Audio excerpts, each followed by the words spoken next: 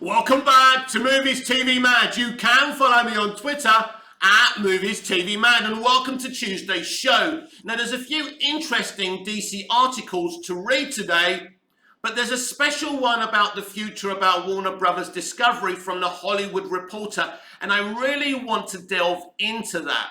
This guy Saslav is going anti-streaming, anti the opposing way that Disney Plus and Netflix are going. He's happy to make content and sell it to Netflix and other streamers. He's happy to embrace the theatrical system, and he's basically focusing on the bottom line, which I believe isn't a bad thing. But first of all, let's get into our main headline. David F. Sandberg is saying that Warner Brothers Discovery are very happy with Shazam Fury of the Gods, and the rumors about the movie being retooled are absolute nonsense. I believe David F. Sandberg because Warner Brothers Discovery don't care about Shazam Fury of the Gods. They just want to release it and be done with it, like the rest of these current DCEU movies. So let's get into these details. Shazam 2 director debunks DCEU movie reshoot rumors. Shazam 2 director David F. Sandberg debunks the DCEU movie's reboot rumors, assuring that the final cut is locked and nearly complete by Grant Hermans of Screen Rant. Sometime after its release date delay, Shazam Fury of the Gods director David F. Sandberg debunked rumors of the DC Extended Universe movie undergoing reshoots. After breaking out in the horror genre with the feature-length adaptation of his Lights Out short and helming Annabelle creation, Sandberg made his way to the mainstream, directing the first Shazam, which went on to receive the second best reviews of the DCEU behind the first Wonder Woman, ahead of James Gunn's The Suicide Squad, though one of the lower grossing installments. But David F. Sandberg's Shazam made more money than James Gunn's The Suicide Squad. Now, there's reasons for that. The pandemic, because James Gunn's The Suicide Squad is a really good film. It's not one of my favourite DCEU movies ever, but it's a good film. In the DCEU, only bringing in roughly $366 million against its $100 million budget, Warner Brothers swiftly moved forward with development on a Shazam sequel thanks to its successful opening weekend and posting positive reviews. Now, as I've said before, because it barely cost $100 million to make, it made a profit. If this film was expensive, this film maybe would have made a loss. But if they spent more money on it, and maybe if they went down the direction of having Black Adam as the villain, it would have made more money. We'll never know.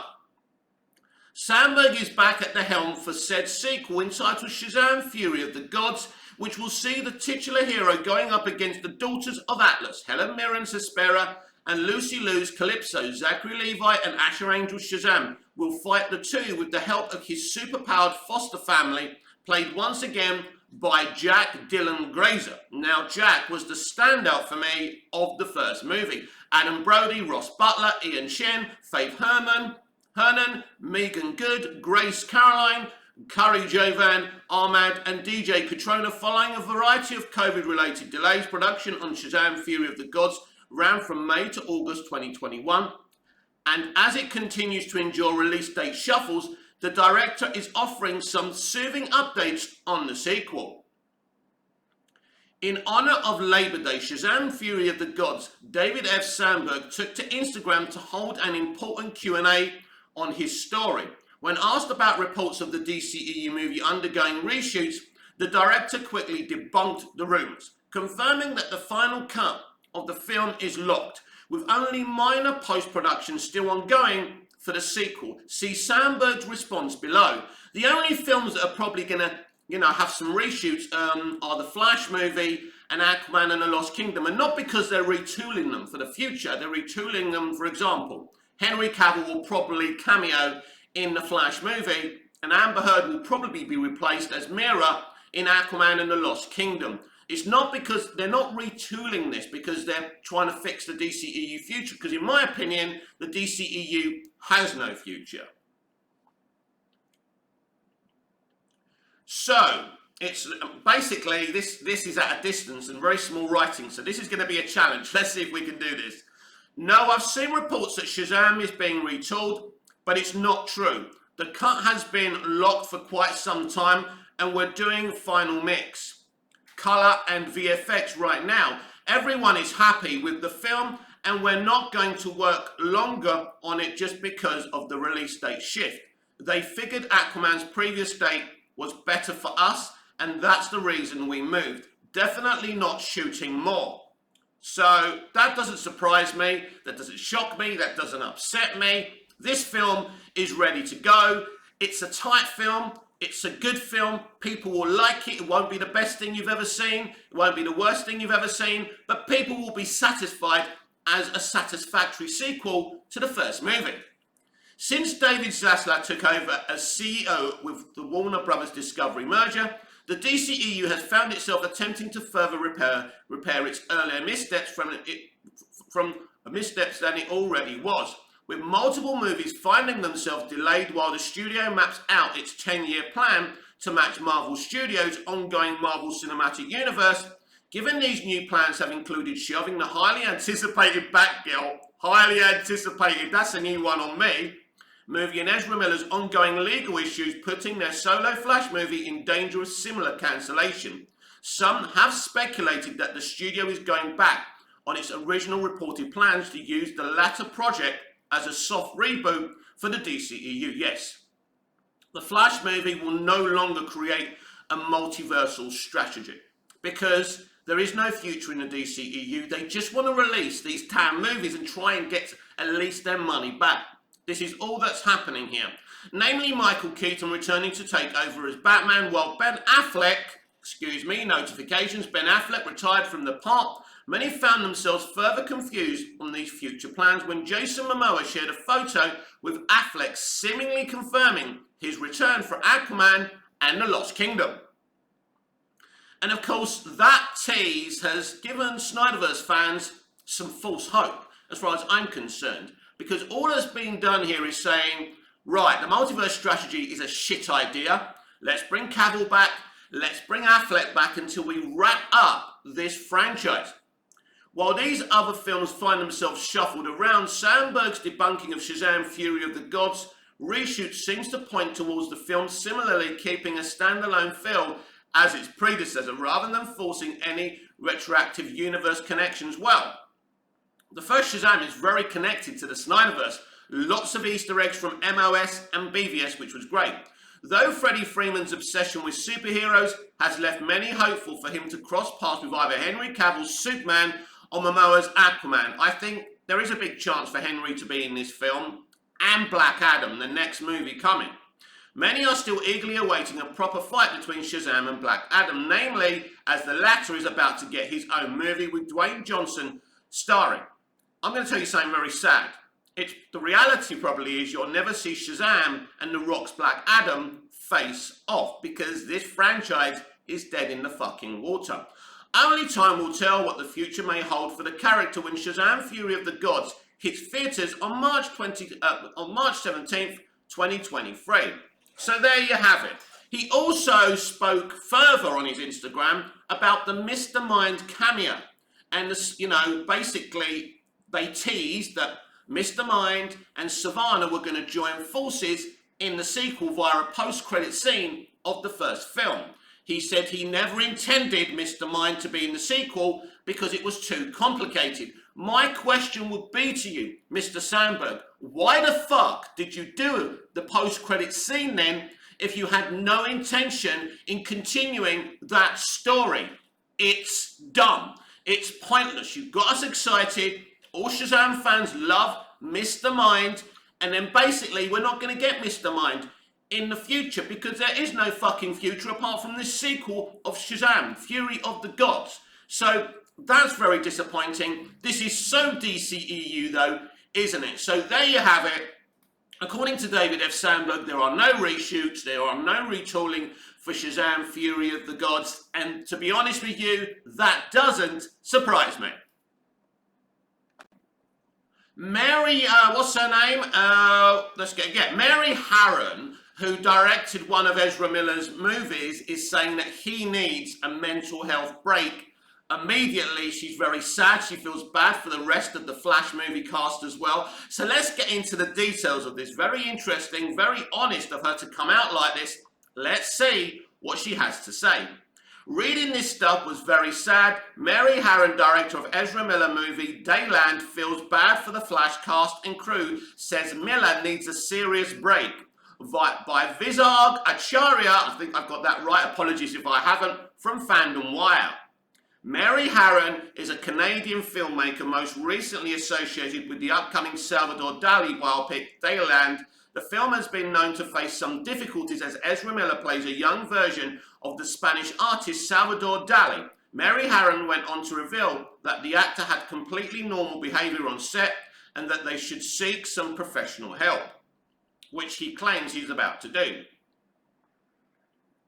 Dayland could have been in trouble for Ezra Miller's antics. Ezra Miller broke the curtains, the spotlight, as well as since they were found to be a human with several abnormal behaviours at their end. The actor recently faced felony charges when they were found to steal alcohol from a home in Vermont. The actor has involved themselves in several small atrocities. Small atrocities. That's what you're calling them. Wow. And disturbing behaviour in the public that caused an immediate backlash from the public and the cancellation of their upcoming DC's The Flash. Obviously, it's not being cancelled, but potentially it could have been cancelled and can still be cancelled at any time if he does anything else, or sorry, if they do anything else. The film was completely finished and wrapped. It might have been different, especially if we were shooting, if there had been bad behaviour during that, but this all happened after the film was not only filmed, but edited and mixed and done. I also felt like everybody shot all those things in good faith. Nothing bad happened during our filming, and the film is the film. But with him involved, that film and any film he's involved with is in danger of not making any money. I'm not condoning anything they've done wrong. I think it doesn't matter how talented someone is. If they've done anything wrong, they have to face it. I also think that clearly this is not just a young star acting out. This is much more serious. Well done, Mary.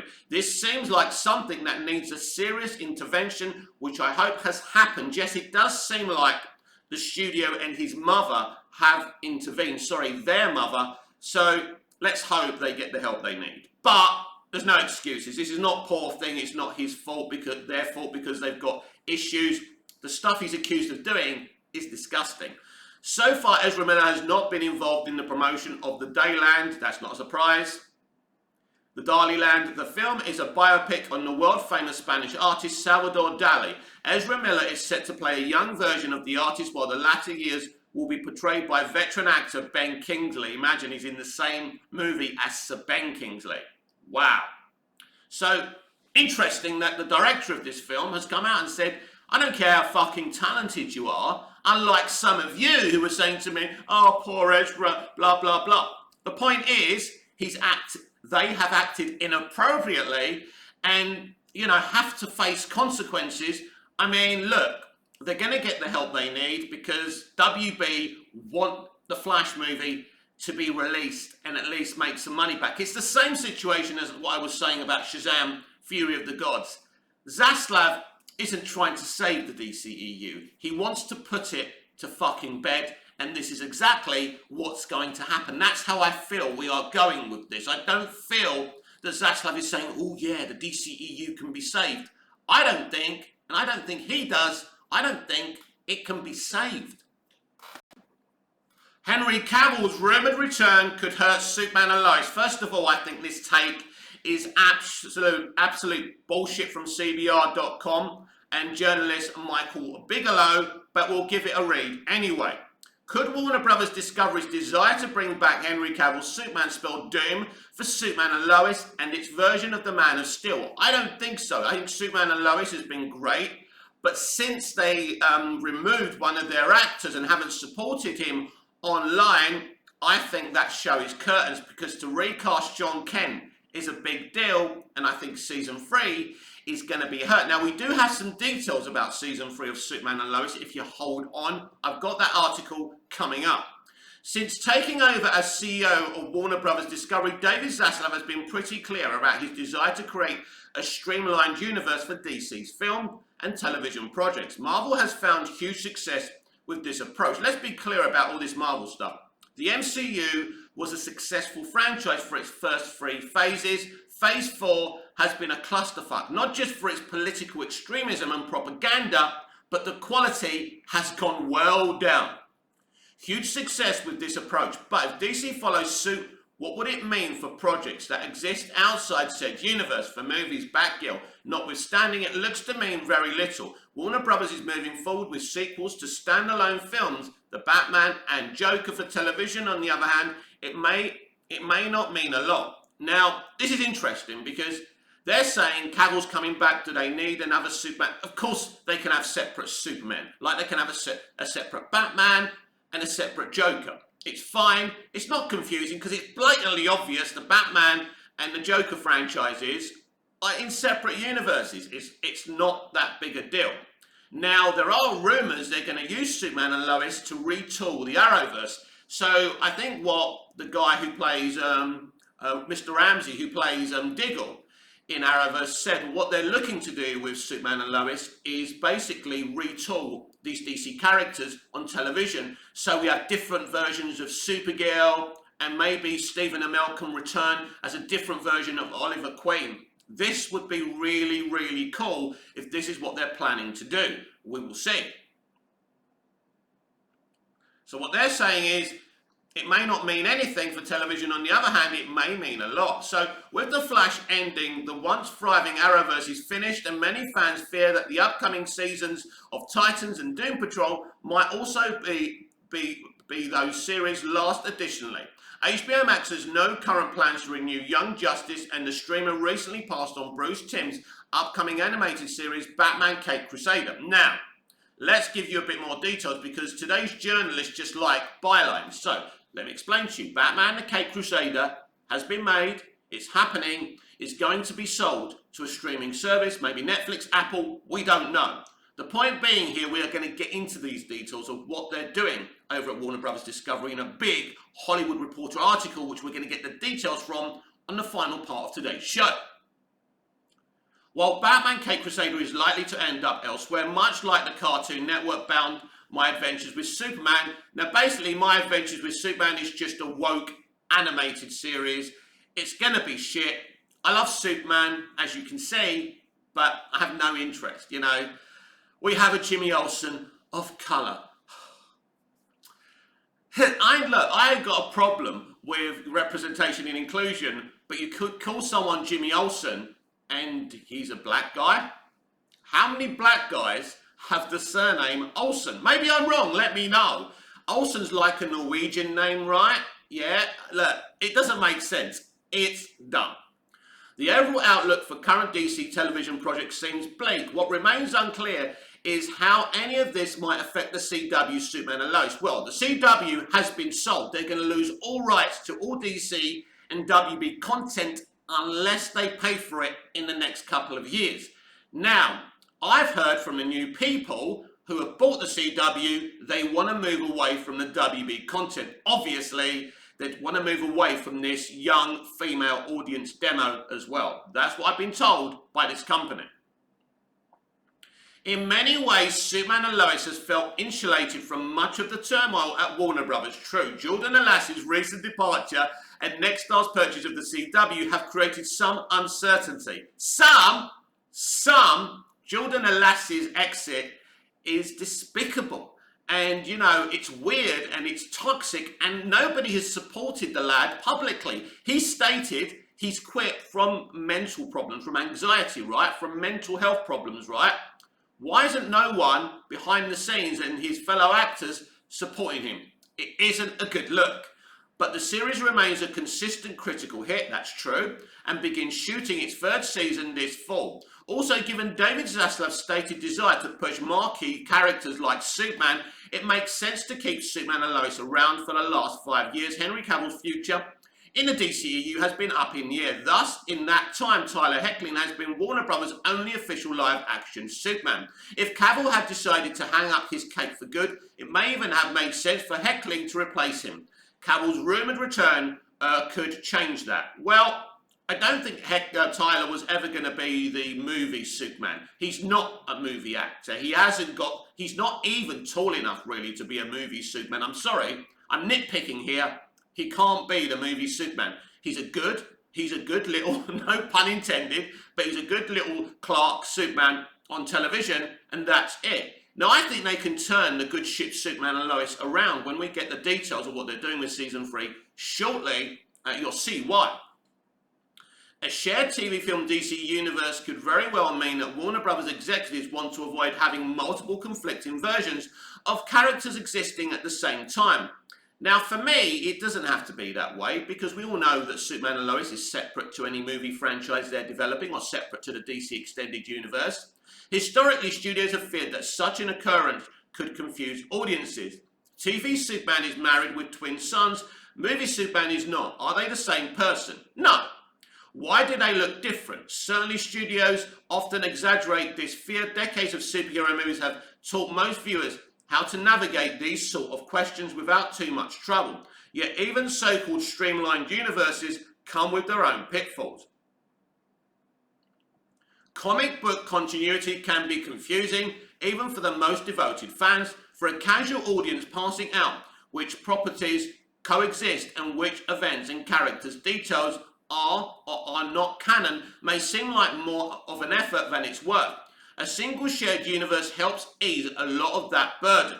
But we know with the Joker sequel and the Batman sequel, we're still going to have other universes. Now, they could just be using those 2 sequels until they're ready for their 10-year plan, and then there won't be any more Joker and the Batman sequels, and it will just be one universe. We'll have to wait and see. The Steve Rogers who appears in Captain America: The First Avenger is the same Steve Rogers who appears in Avengers Endgame. Then again, even something as streamlined as the MCU has its murkier corners. For example, where does Agents of S.H.I.E.L.D. fit into the official timeline? The first 2 seasons felt like part of the overall saga, which they were, but later seasons did not. If the series is no longer part of the MCU, which it is, what does that mean for the version of Agent Coulson who died in Marvel's The Avengers? If canonically is so fluid, why does it matter so much? It doesn't. Do what we did in the 80s and 90s. Watch Superman, Superman 2, watch Superboy, right? And don't worry if canonically, if the Superboy show is connected to the Reeves Superman. Henry Cavill is a great Superman who deserves an opportunity to play a kinda less brooding, comics accurate version of the character. Tyler Hoechlin is also a great Superman who deserves the opportunity to keep turning the most charming Man of Steel performances since Christopher Reeves. A shared universe is a fun and worthwhile endeavour, but the cost is too high if it means losing the variety of character interpretations. Fans have come to enjoy Henry Cavill's potential return is great news. Hopefully, the bad news of Superman and Lois's cancellation doesn't follow it. Yes, it's a very interesting situation. As I say, it's all about ratings with Saslav, and it's all about box office numbers. So if you're making money for him, he isn't going to cancel you. It depends how he sees all of this. But season 3 of Superman and Lois is very, very huge, and we're going to get into it very, very shortly. We could be getting Darkseid in season 3 because they have cast someone who could be Darkseid in the Arrowverse. Now, last time we had a Darkseid on television was on Smallville. They couldn't afford to really show us Darkseid. It didn't work out, and Darkseid Lionel Luthor was an absolute fucking disgrace. In terms of can more than one Superman or Batman coexist from different universes, of course they can. All it is not overthinking this stuff. Superman and Lois Season 3 villain casting teases Arrow versus Darkseid, which I actually think is very, very exciting. The truth is here, the question is for this show, can it survive the exit of Jordan Eslas as John Kent? So I think they'll try and do something multiversal with this casting. I don't know what they're going to do, how they're going to work this. It'll be interesting. With the confirmation of Superman and Lois Season 3's big villain casting, it may or may not tease that the Arrowverse is introducing Darkseid by Andy, whose surname I can never pronounce, so I'm not going to bother. As The Walking Dead's Chad Coleman, very good actor by the way, confirms his casting gig for Superman and Lois Season 3, the actor may or may not have teased Darkseid potentially coming to the Arrowverse. While the CW slashed almost half of the Arrowverse franchise this year, they still have a few returning DC TV shows for 2023, as Stargirl Season 3 represents the franchise for the full season. Superman and Lois Season 3 and The Flash Season 9 will be back sometime next year, with the latter set to officially end. Despite being conceived as a Supergirl spin-off, the Superman and Lois Season 2 finale dropped the bomb on viewers that it takes place in a different reality rather than Earth Prime. Listen, they want to get away from the original Arrowverse, so this is a new start for Arrowverse, if you like. So if Mel Benoist plays Kara, Supergirl, in this world, she'll play another version of the character. And that's a great idea, because we can actually give her the opportunity to be a great Supergirl, because she wasn't a great Supergirl, not because Mel isn't a very talented artist, because they absolutely did what they always do. Extremism, propaganda, crappy storytelling. This is a great opportunity under Todd Helbing to make a great version of Supergirl. We will see. While Superman and Lois Season 3 will likely explain more about its new place in the Arrowverse multiverse, the finale also sets up one of the subsequent threats that will emerge in 2023.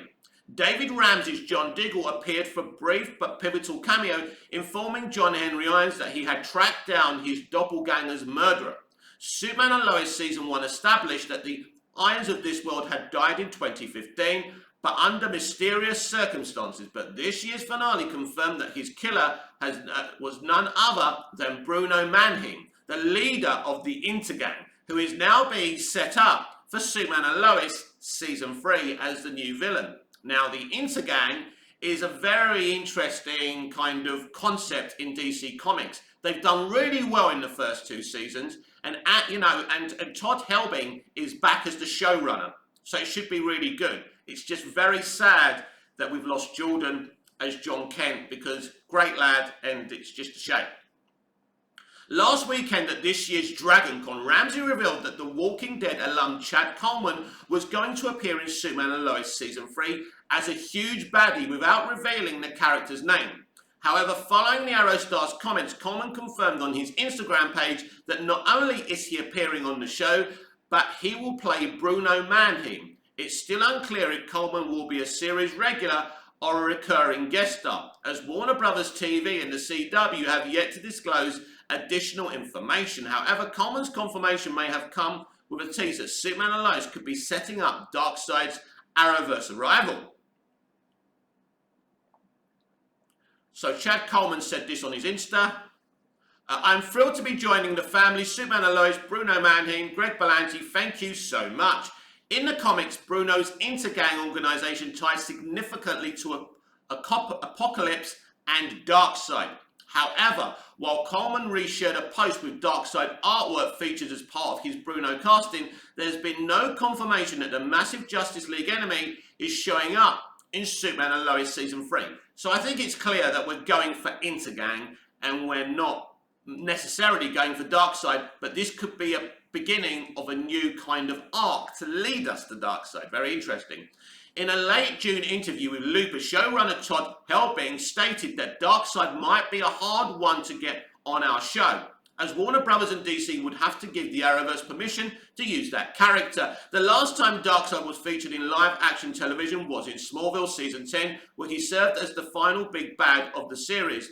The thing is with Darkseid on Smallville, he was successful in the sense of creating certain dramas for the heroes and for Smallville's Justice League. But when we actually saw him, the VFX wasn't very good because they couldn't afford to do it.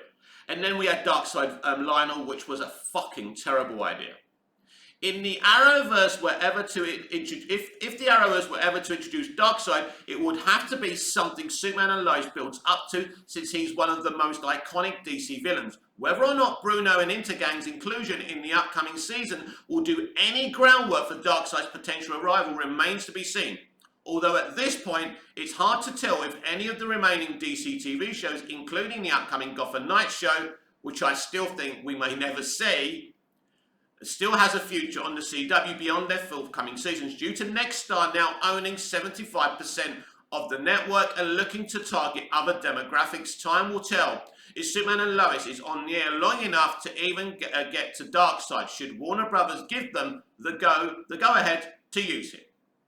So this is very interesting. Look, I've explained to you the future of the CW. In the next couple of years, anything WBDC will move to HBO Max, or maybe they could sell it to Netflix and stuff like that. We'll get into David Zaslav's big plans for the cinematic theatrical system and for streaming very shortly in a big article from the Hollywood Reporter. But Superman and Lois Season 3 sounds very exciting with the Intergang. It's going to be awesome, you know. Michael Chad Cole, or whatever his name is, Mr. Coleman being cast in that role is very, very exciting, and who knows if it leads to Darkseid. It would be awesome, because Superman and Lois clearly has a huger budget than Smallville ever did. Smallville was a great show. I had issues in the final 3 seasons. We did have some great moments, obviously, but Superman and Lois is here. Whether Superman and Lois survives or not depends how Zaslav is seeing DC. Is it one extended connected universe, or can we have other offshoots? Now, with the Joker sequel and the Batman sequel, you would say, well, there's still offshoots. But as I've already said, it could be a situation they're just doing this now until they're ready for the brand new 10-year plan. We'll have to wait and see. Still to come on Tuesday's show, there's another article I want to focus on, again from the Hollywood Reporter, where we find Elon Musk really destroying the rings of power, and we'll really get into that as well. But first of all, let's take a deep dive into David Zaslav's Hollywood doctrine. Make sure we get paid. Now, it's not... Now, they will try and make this sound bad, but ultimately, the entertainment industry used to be there to make money and not just be there for extremism and propaganda. Now, don't get me wrong, Hollywood has always had some sort of propaganda, but what we're seeing today is on another level. The Warner Brothers Discovery chief wants to be the anti-Netflix, all-in on theatrical, a fan of linear TV, happy to sell content to other players, and focused on the bottom line, by Caitlin Huston and George Zaslav. Now, this is very interesting. Now, everything we read here, for me, I agree with this. It should be about the bottom line. It should be, and if you make quality and you're able to sell content to other streamers and you embrace the theatrical cinematic system, it's great. It's great for them and it's great for the fans as well. Because clearly, HBO Max is now not the future of Warner Brothers Discovery. When it was run by AT&T and Jason Kilar and John Stankey, they went all in on HBO Max. It's the only reason they released the Snyder Cut. They wanted a launch pattern, and they were going to release most of their DCEU content on HBO Max as well. A streaming service that doesn't even basically reach to every country around the world like Netflix does. So Zaslav's plan is a good plan. And if other leaderships in the past had focused on the bottom line a lot more and doing the right things, there would be no need for a troubleshooter business manager like Zaslav in the first place. In 2015, David Zaslav compared the industry-wide rush to scripted TV to a kid's soccer game. All players are clumped around the ball while the rest of the field is wide open. It's quite crowded, it's pretty expensive, and it's looking more and more like the movie business, the then Discovery CEO said, explaining why his executive team wouldn't join the peak TV fray. Very interesting. No, he made a great point. What he said in 2015 is, you know, I've got Discovery Plus. I have no plans in doing scripted work because it's overcrowded there. And we all, in the end, are going to kill each other, which is exactly what's happening now. Fast forward to 2022, and Zaslav, as CEO of Warner Brothers Discovery, is running a scripted powerhouse and betting on movies as a key content engine. Now, I think the previous quote from 2015 was supposed to expose David Zaslav, but he kept his promise. He didn't bring scripted television to, you know, Discovery Plus, did he? He's involved in the ownership of Warner Brothers that deal with scripted content. Propaganda failed. But he, along with CEO Gunnar Wildfels, still vows to zag where the industry zigs. We have no intention of being beholden to anyone in particular or to a specific business model, Zaslav said during an August 4th earnings call. Simply put, we are open for business. Exactly. That's the point. It's a fucking business. And the key to every business is to sell quality. If you sell fucking cookies, you make the sweetest, loveliest cookies in the fucking world, and you'll make money. You make them available wherever you can sell them and sell the most from. That is business. And entertainment is a consumer business, just like selling cookies. Now, some directors and producers and extremists don't think that, but they're the facts. As Zaslav detailed, that plan includes setting a measured goal for streaming subscribers, returning to an emphasis on theatrical releases, and even declaring an openness to licensing content to third parties. This strategy positions streaming as just one of many segments of a multifaceted media firm. In contrast to Netflix all-in model, and of course they're not going to mention Disney Plus because they're all fucking up their ass, but Disney Plus have the same model as Netflix. If we make it, it's on our service. It works for Netflix. In the end, it won't work for D+. But in terms of HBO Max, that system is not going to work.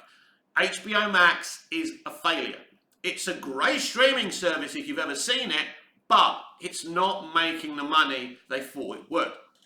Well, because they were going to focus. They were going to focus on HBO Max totally and leave everything else behind, which was dumb shit. Zaslav's idea is better. While feeding into the company's plan to find $3 billion in cost savings, the reality is this is what Warner needs to do given its financial condition, says analyst Rich Greenfield, who runs Lightshed Partners. What Warner does in the future, if they can deliver, time will tell. As it stands, Warner Brothers Discovery has been a merged company for only about 4 months. In its first report as a combined entity, the conglomerate reported second quarter revenue of $9.8 billion and a loss of $3.4 billion. That is Toby Emmerich's Warner Brothers. That's the leadership of Jason Kilar and Ann Sarnoff. They lost them $3.4 billion. Think about that for a minute. Alongside $53 billion in gross debt. In contrast, Netflix gross debt at the end of its second quarter was $14.3 billion. Wow, that's a big difference, though it did not have debt related to a merger exactly. Alongside revenue of $7.97 billion.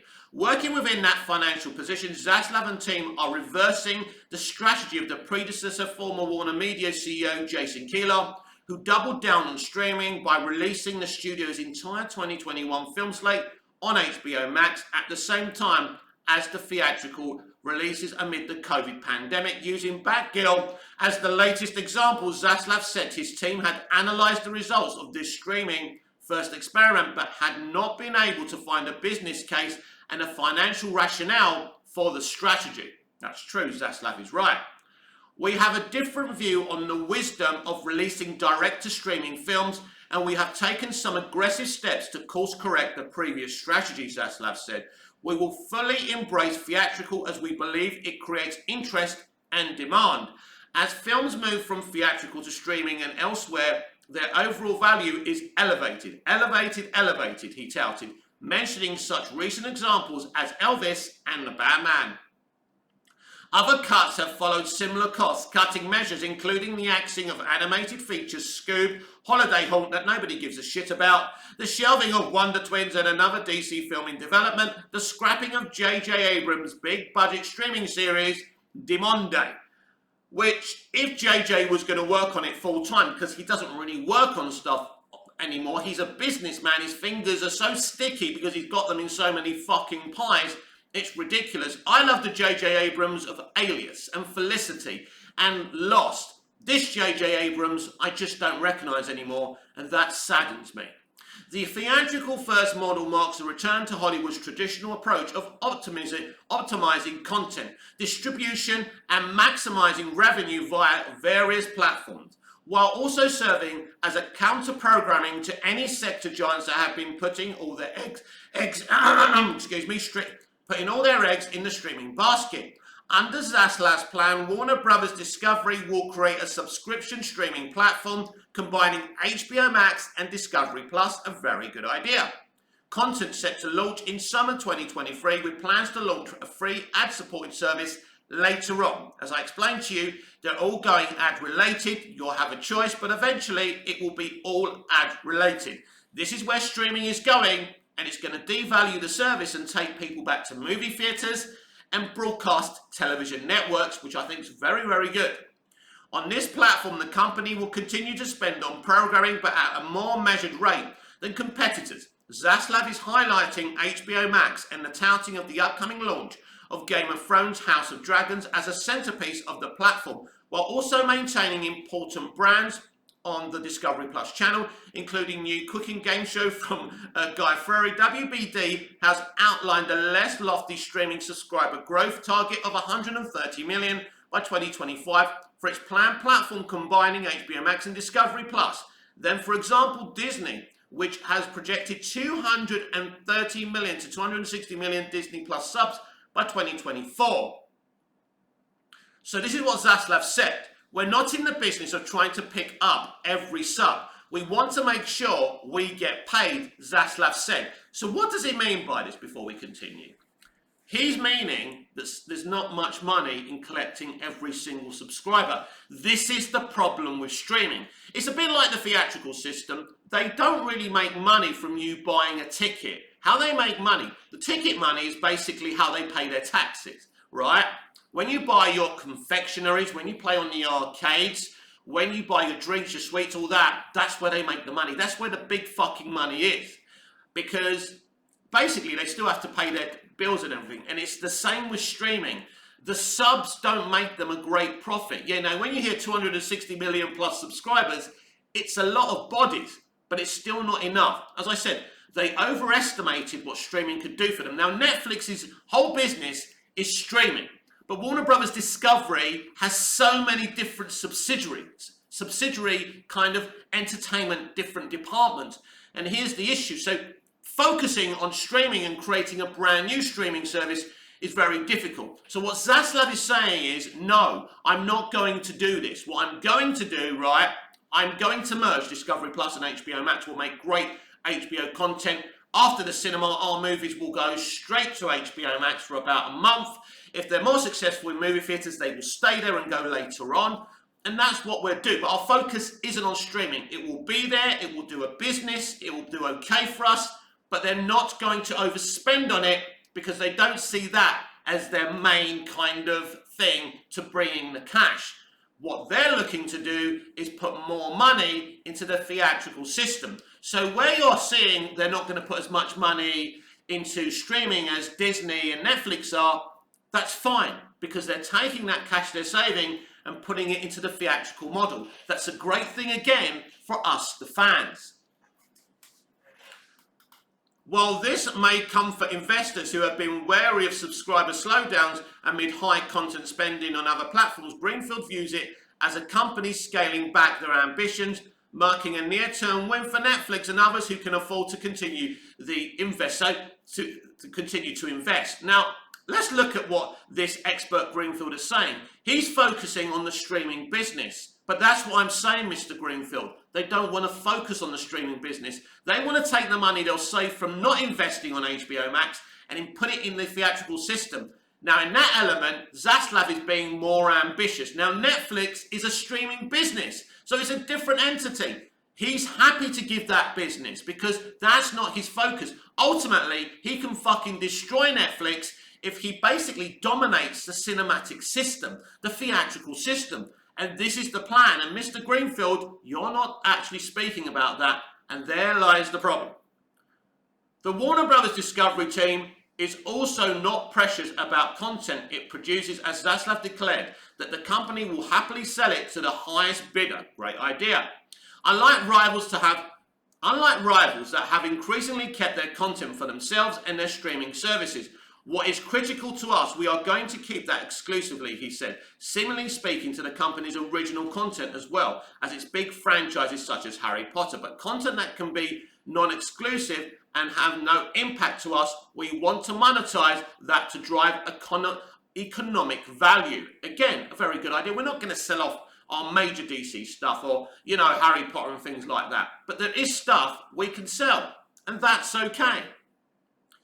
All in all, this approach to streaming is pragmatic in every way imaginable. Moody's analyst Neil Begley says, adding that Zaslav is still protecting the company's biggest brands while also using them to help fund the new offerings. They need that cash flow to fund the transition of the distribution of their content. Sorry about this, it's jumping. Where are we? Yeah, they need that cash flow to fund the transition of the distribution of their content to various platforms. And with Warner Brothers Discovery financial position, which includes a reliance on its legacy TV business, a more cautious push into streaming is necessary. MoffettNathanson analyst Robert Fishman argued in a report mentioning the company's lower 2023 earnings before interest, taxes, depreciation and amortization guidance of $12 billion plus down from $14 billion previously. He said that this highlights Warner Brothers Discovery's deep dependence on profits from linear cable networks that are under increasing pressure in a declining pay TV ecosystem. But what Zaslav wants to do is put more value on those cable networks. This is what we're looking at. This is what I'm saying to you, that streaming isn't the big future. Not for Warner Brothers Discovery. As I say, Netflix are a streaming business. That's their business. That's what they've got. And we'll see how they do in the next few years, because if Zaslav's idea works and he puts more value into the broadcast networks and the theatrical system, Netflix could be in trouble. Deep dependence on profits from linear cable networks that are under increasing pressure in a declining pay TV ecosystem. All of this doubles down on Zaslav's cash flow first strategy, a profit metric showing the ability to fund operations without external financing. This is a good idea. This is a good business model, trust me. The question is, will it work? I think it will. It may be too soon to tell, Begley says. However, the conglomerate has an experienced management team and assets in place that should help the team create another competitive, top-tier streaming platform despite any financial headwinds. The analyst notes they're obsessed with streaming because they think that's the only thing. They're not thinking clearly. For now, current analyst Doug Cruz argued that this strategy should endear the company to those spooked by recent streaming subscriber growth challenges for Netflix and others. The fact that Warner Brothers Discovery management is so clearly laser focused on managing the business for free cash flow generation over the long term will only make shares more attractive to value-orientated investors. Cruz wrote in an August 5th report, particularly compared to other media names that still seem somewhat unsure about whether top-line growth or bottom-line performance is the more important metric. Now, that may sound like double Dutch to you, so I'm sorry if you got bored, or if some of you just left the video. I apologize for that. But the point being that it's very important to see, as DC fans and fans of Warner Brothers content in general, where we're going. Where we're going is we're going to have one super merged Discovery Plus and HBO Max, and it's going to have all the classic WB films. It's going to put its cinematic films when they've had their run in movie theaters on the streaming service. We'll get the classic HBO dramas. It will all be there. But that streaming platform will make the money. But they won't overinvest in it. It won't be their future. They won't make big films for it and stuff like that. But it will make a tiny profit. Now their main focus will be, as I say, bringing value back into broadcast television. But the theatrical model is what Zaslav is really banking on, because he sees real value in that. And the only way you can get value from that is spending big money on great movies, but spending a little money on small movies as well, bringing variety to the theatrical system. I think it's a great plan, and I think it's going to work. And finally today, Elon Musk slams Amazon Lord of the Rings series. Tolkien is turning in his grave. I've already said I've enjoyed this show, but that doesn't take away the important argument that there is a lot of extreme left extremism and messaging and propaganda in this series. They basically created brand new characters in places. As I say, it's a beautiful looking, well-made production. I enjoyed it in its entirety, but if I was a Tolkien fan, a scholar, I also would be very upset. It's not about the representation and inclusion. That's what Amazon are trying to say. It's not. There's a deeper conversation here. They basically risked their whole future, Amazon, on this series, and going with the extremism and propaganda was a bad idea, and they're going to lose this battle. Because this is Elon Musk now. He's a right-winger, he has certain views, but it doesn't matter. He has millions and millions of followers on Twitter, he's very popular, and this is very bad for them, because normally a verified account like Elon wouldn't come out and say this stuff, but him saying it is highly damaging, because he will influence people not to watch this every week. Elon Musk has criticised Amazon Prime Video's billion-dollar fantasy series, The Lord of the Rings, Rings of Power, tweeting that late author J.R.R. Tolkien is turning in his grave. Expanding on why he didn't like the show, Musk tweeted that almost every male character so far is a coward, a jerk, or both, adding that only Galadriel is brave, smart, and nice. I don't think she's very nice, though, is she? Galadriel, played by Welsh actress Morfydd Clark, is a warrior elf and the lead of the series that is set thousands of years before the events of The Hobbit and The Lord of the Rings. But let me give you another interesting situation. Do you remember the scene where the black guy tells the white guy he smells? Yeah, and he's, the black guy's this romantic guy. He's having this, this secret love affair with the woman at the well, and while the white guys are hating on him. It's so bad. This is the extremist propaganda we're all talking about here. Worthy of note, Musk has a long-running feud and rivalry with Amazon founder Jeff Bezos, a rivalry that has intensified. You see, they're already trying to expose Musk here. Has intensified as Musk, SpaceX, and Bezos' Blue Origin compete directly. The enmity between the world's two richest people has seen the Tesla CEO habitually troll or shitpost against Bezos and his companies. That doesn't mean what he's saying isn't factual. Thus far, Rings of Power has been a huge success for Amazon, scoring 25 million viewers. Now, when I did my first video about the Rings of Power, I said they would overinflate the ratings. Let me give you an analogy and a comparison for these huge ratings of these first two episodes. Supergirl broke the CBS's ratings record for its pilot. The next episode, the ratings went down, down, and down. It happened with Doctor Who, with Jodie Whittaker's first episode. The ratings are terrible. And we will see the same thing here. But of course, they're going to overinflate the ratings, and you can't even believe what they're saying. They've spent over $1 billion on this series. This marks their future or their demise. I think Amazon are going to be in a lot of trouble. Viewers for the first two episodes, Prime Video's top premiere ever. Critics have also reacted positively, with the show boasting an 85% critic score on Rotten Tomatoes and 71% on a Metacritic. Audience scores, on the other hand, have been poor, which has led to allegations of review bombing. Yes, because it has to be review bombing, doesn't it? It can't be that maybe people don't like the series, right? Imagine if most of these kind of reviews are from Tolkien fans and Tolkien scholars. You can understand why they're saying it's shit. But all you want to talk about is review bombing. And of course, Amazon has suspended, audience reviews for the next 70 odd hours. It's obviously less than that now, because this was announced a couple of days ago. But we're talking about a kind of a comparison of communist Russia, where all the people have to be too intimidated to speak to keep the propaganda going that this is a good show. And silencing the fans doesn't change anything, because Amazon will know behind the scenes if they're making money and if this is going to work for them. They're straight away going into season 2. Houston, there are big problems here. Musk's cavilling echoes much of the criticisms the show has faced from online trolls. Online trolls, again, you're trolls. If you have a legitimate criticism of this show, of this extreme left propaganda show, you're a troll. Nobody believes this anymore. No one's falling for this. We all know the truth. Who have taken issue with Rings centering the show around Galadriel. Now, that's not the issue. The problem is Galadriel is an extremist feminist. That's what the problem is.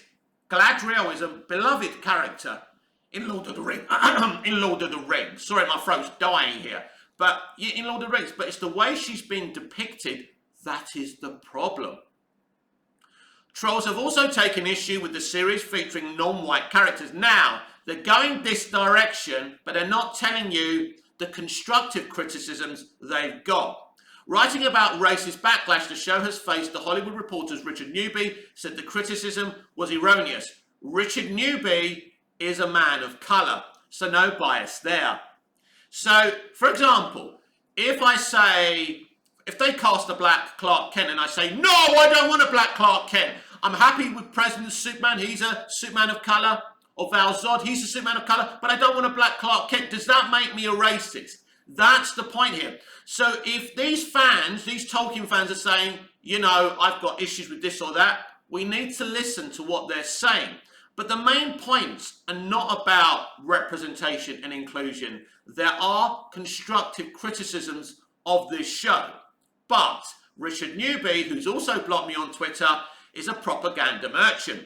At this point, I've heard every argument in the book against why cast members Lenny Henry, who actually isn't an inclusive piece of casting, he's got entertainment DNA. That's why he's there. Ismael Cruz, another piece of non-inclusive casting, another one who's got entertainment DNA. Same with Cordova Nazanin, Bonita Zara, Zerg Barney Maxine, Cunliffe, and Sophie Novetti shouldn't play barefoot elves, dwarves, or even humans in the Middle Earth, where Amazon series is set. Wrote Newby, the most common refrain is that Tolkien didn't include people of colour in his stories. Not only is this untrue, as Harefords are described as having browner skin, but Tolkien didn't often make a point to describe skin colour, though he occasionally leaned on the open-ended fairer than. Now, this debate is irrelevant. It's not a debate that interests me. I don't care if there's black people in the rings of power. I couldn't give a shit. But there are proper constructive criticisms of what they've done with this series. They brought in new characters and they're giving them more of the focus over the iconic Tolkien characters as well. That's another issue for the Tolkien fans, and that's what they've been talking about. It's not about race, it's not about identity politics, but propaganda merchants like Richard Newby are trying to take it that way. And that's your article, and that's your final article for today. Modern day Hollywood is where it is, but I think we are heading to a situation now, especially with Zaslav at WB, and what Tom Cruise has done this year, and what Illuminations have done this year with Minions: The Rise of Gru. We're starting to get... This has been a great year for cinema, by the way. I'm very happy that the MCU is failing. An extremist phase 4 with very low quality. The way they, treat VFX artists is disgusting. This year we've seen the death of the Marvel Cinematic Universe. Will Henry Cavill join the MCU? Can he work in the MCU and the DCEU? A few years ago, I would have really cared about that shit. I don't care, because we will see Cavill again as Superman, great. We will see more Ben Affleck as Batfleck, and that's great, but ultimately, the DCEU is coming to a close, and we're going to build something more special, more interesting, and something that can appeal to DC hardcore comic fans, people who have never ever been thought about with DC live action, and the mainstream audience, and all audiences will enjoy it a lot more. This has been Movies TV Mad. I'm Mick, your host with the most. Just ask your girlfriends and your wives. Please like, share, comment, subscribe, hit the notification bell so you never miss this beautiful perfection. And I'll see you again in the next video. Until we see each other again, goodbye, au revoir, auf Wiedersehen.